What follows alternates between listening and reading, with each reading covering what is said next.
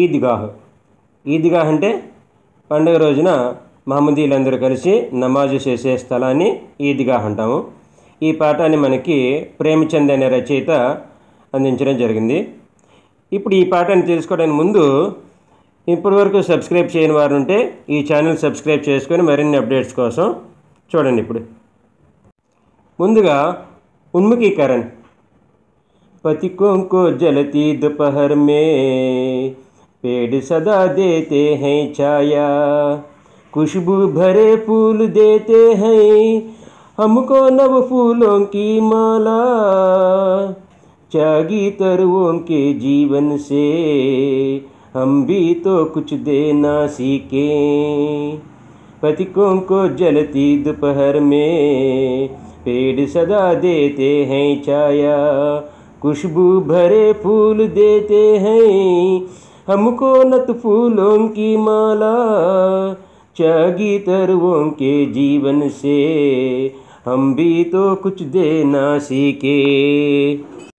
ఇప్పుడు దీనికి అర్థం చూడండి. పథికోంకో జలతి దుపహర్ మే అంటే మండుతున్న మధ్యాహ్న బాటసారులకు పేడు సదా దేతే హై ఛాయా చెట్లు ఎల్లప్పుడూ నీడనిస్తాయి. ఖుష్బూ భరే ఫూల్ దేతే హై సుగంధం నిండిన పూలు ఇస్తాయి. హమ్ముకో నవ ఫూలోంకి మాల మనకు కొత్త పూలమాలను, త్యాగీ తరువంకే జీవన్సే త్యాగధనులైన చెట్ల జీవనము నుండి, హంబీతో కుచ్ దేనా సీఖే మనము కూడా కొంత ఇవ్వటం నేర్చుకోవాలి. అంటే చెట్లు అన్ని విధాలుగా మనకి ఉపయోగపడుతుంది. ఏ విధంగా? బాటసాలకు నీడనిస్తాయి, తర్వాత సుగంధ నిండిన పూలునిస్తాయి, తర్వాత కమ్మటి ఫలాలను ఇస్తుంది, అన్ని రకాలుగా మనకి ఆధారపడుతుంది. ఈ రకంగా వాటిని చూసి మనం కూడా ఇతరులకి ఏదో కొంత ఇవ్వటం అనేది నేర్చుకోవాలి. ఇప్పుడు దీనికి సంబంధించిన ప్రశ్నలు చూడండి. పథికోంకో జలతి దుపహర్ మే సుఖ్ వ ఆరామ్ కిసిసే మిల్తా హై అంటే బాటసారులకు మండే మధ్యాహ్న కాలంలో సుఖము విశ్రాంతి దేనివల్ల కలుగుతుంది? సమాధానం చూడండి.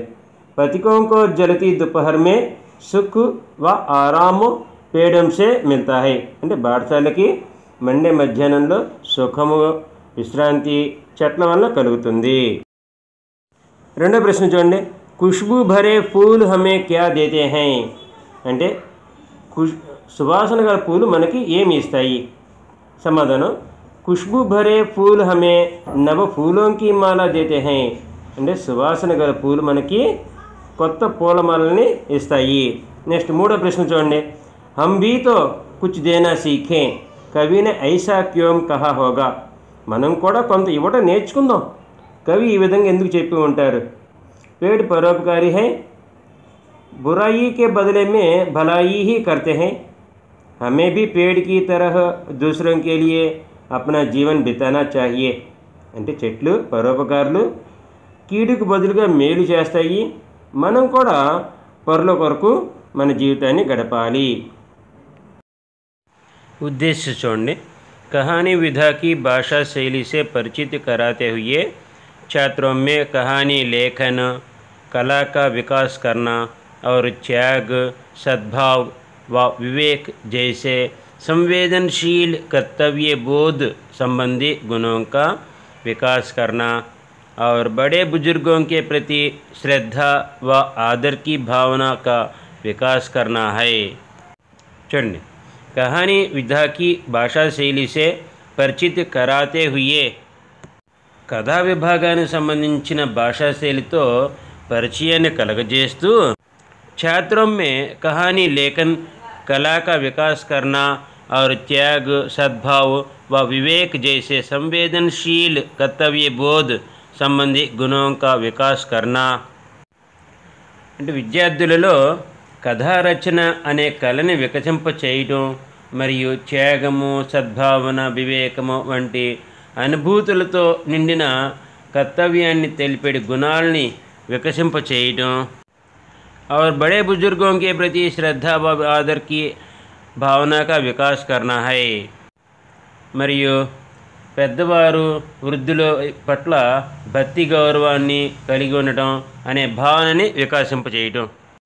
విధా విశేష అంటే విభాగ విశేషం. कहानी शब्द कह धातु के साथ आनी कृत प्रत्यय जोड़ने से बना है। कहानी कहानी అంటే కథ। ఈ కథ అనే శబ్దం చెప్పుట అనే ధాతువుతో లభించు అను కర్తృప్రయోగం జోడించడం వలన ఏర్పడింది।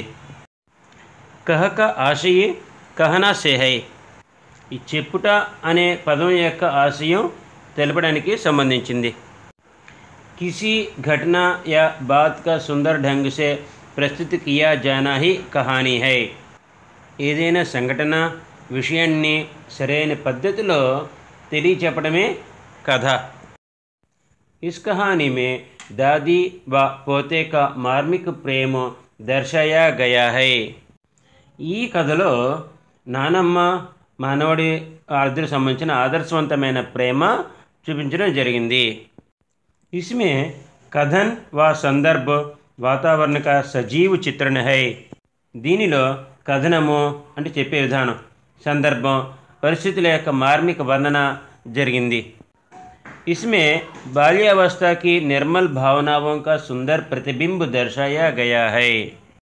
దీనిలో బాల్యకాలంలో ఉండే నిర్మలమైన భావాలు అద్వితీయంగా చూపించడం జరిగింది। లేఖ పరిచయం అంటే రచయిత పరిచయం చూడండి। प्रेमचंद का जन्म एक गरीब घराने में काशी में 31 जुलाई 1880 को हुआ। ప్రేమ్చంద్ 31 జూలై 1880లో కాశీలోని ఒక నిరుపేద కుటుంబంలో జన్మించారు। इनके बचपन का नाम धनपत राय श्रीवास्तव था। బాల్యకాలంలో వీరుకున్నటువంటి పేరు धनपत राय श्रीवास्तव। इन्होंने ट्यूशन पढ़ाते हुए मैट्रिक तथा नौकरी करते हुए बीए पास किया। వీరు ట్యూషన్లు చెబుతూ మెట్రిక్, ఉద్యోగం చేసుకుంటూ बीए पास అయ్యారు। इन्होंने लगभग 1 दर्जन उपन्यास और 300 से अधिक कहानियों की रचना की। వీరు సుమారుగా డజను నవలలు, 300 పైగా కథలు రచించారు। इन्हें उपन्यास सम्राट भी कहा जाता है। వీరిని నవలా చక్రవర్తి అని కూడా పిలుస్తారు। इनकी कहानियाँ मानसरोवर शीर्षक से 8 खंडों में संकलित हैं। వీరి కథలు మానసరోవర్ అనే పేరుతో 8 భాగాలుగా సేకరించబడింది। గోదాన్, గబన్, सेवा सदन, निर्मला, कर्मभूमि, रंगभूमि, कायाकल्प, प्रतिज्ञा, मंगलसूत्र आदि इनके प्रमुख उपन्यास हैं। गोदान, गबन, सेवा सदन, निर्मला, कर्मभूमि, रंगभूमि, कायाकल्प, प्रतिज्ञा, मंगलसूत्र మొదలైనవి వీరి యొక్క ప్రతిష్టాత్మకమైన నవలలు। इनकी कहानियों में पंच परमेश्वर, बड़े घर की बेटी, कफन आदि प्रमुख हैं। వీరి కథలలో పంచపరమేశ్వర్, బడే ఘర్ కి బేటీ, కఫన్ మొదలైనవి ముఖ్యమైనవి।